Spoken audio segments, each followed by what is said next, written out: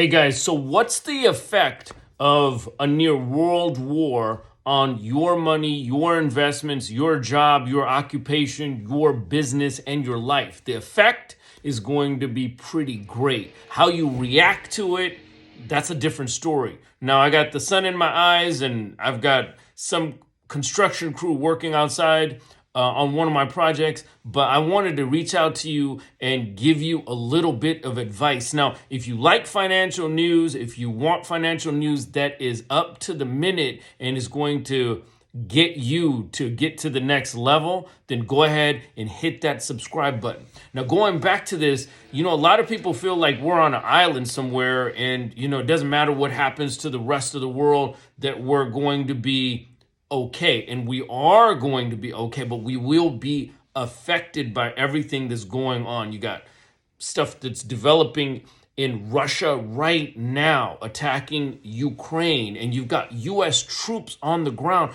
What ends up happening if some US troops are killed?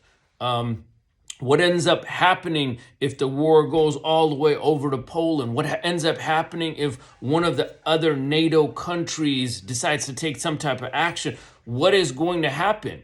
Well, we're already in a supply chain issue. We've already got, all of our American ports are stuffed with things. And we're getting a difficult time trying to sort all of our stuff out. We've got the great recession pending.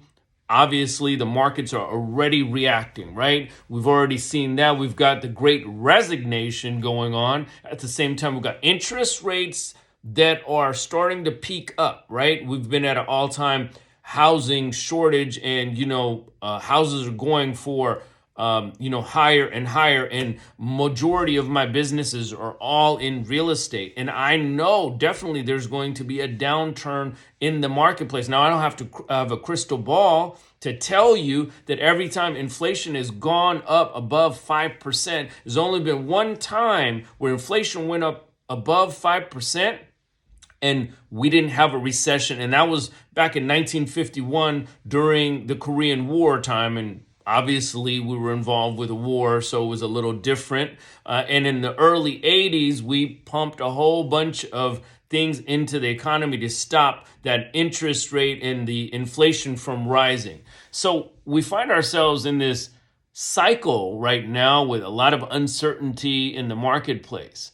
The best thing that I could tell you is stay as liquid as possible. And liquid, I'm not talking about having all your money under your mattress. I mentioned savings and people go nuts because they're like, oh, but my savings account doesn't yield me anything. You're wrong. Your savings account protects your money up to, whatever the bank is insured for at this time, right? So you're using that to be able to turn and move your money around. It doesn't have to be at a traditional bank. It could be at Robinhood. It could be Webull. It could be wherever you have your money. When I'm saying liquid, have it ready to be able to utilize to buy things when things turn down. Now, you obviously understand there are some really big companies, and no company is out there that's too big to fail. We know that, right?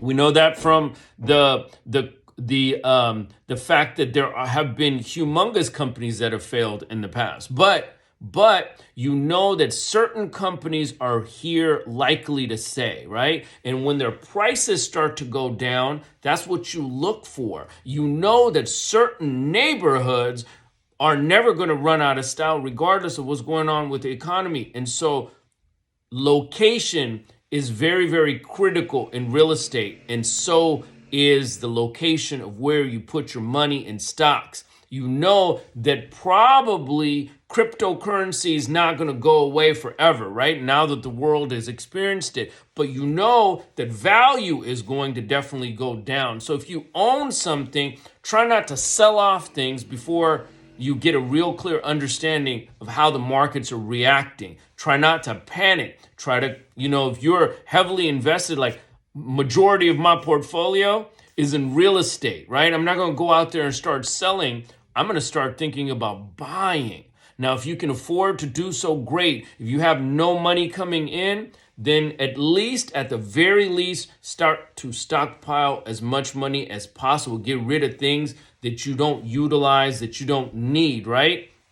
If you don't have a job, then go and get a job. I mean, I get a lot of people that say, hey, Munif, it's great for you. You've made, your money. And so, but I'm just starting out my life.